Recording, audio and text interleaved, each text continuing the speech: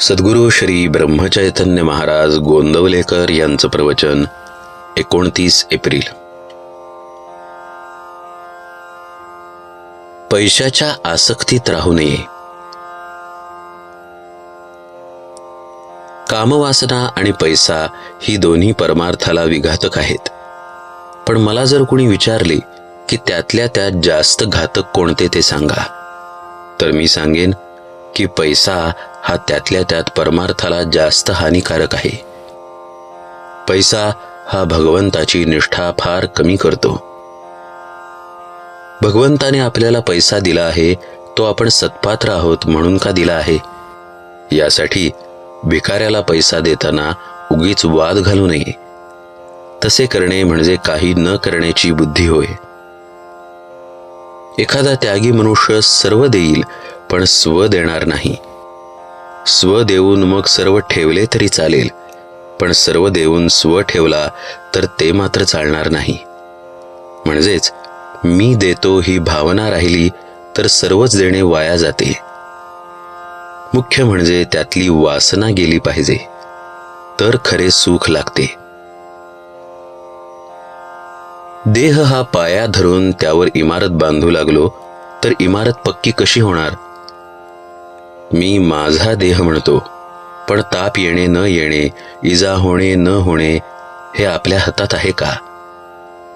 मी माझे रक्षण करीन असे म्हणतो, पण वाटेत ठेच लागून पडल्यावर लोकांनी मला घरी आणावे लागते.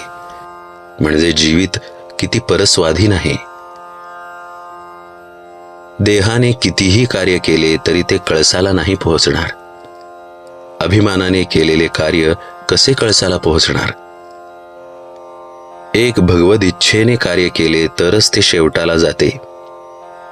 समर्थांनी देहबुद्धी नष्ट करून रामाचे अधिष्ठान ठेवून कार्य केले, म्हणून त्यांना एवढे कार्य करता आले.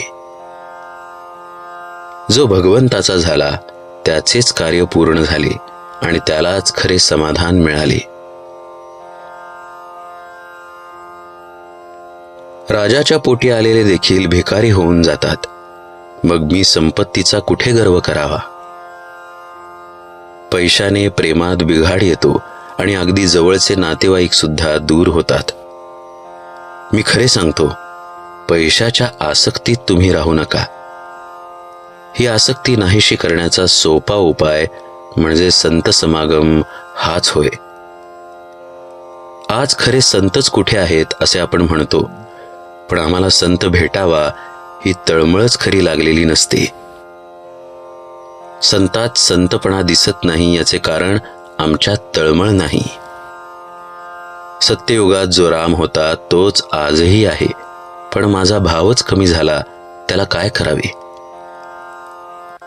संतांना आपण खोटेपणा देतो, पण माझा भाव शुद्ध नाही हे नाही जाणत. विषयात सुख आपल्या इच्छेप्रमाणे मिळत नाही म्हणून आपण संताकडे जातो.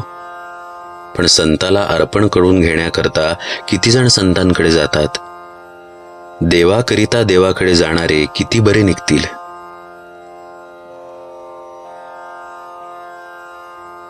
मनाने नेहमी मी रामाचा आहे ही भावना ठेवावी.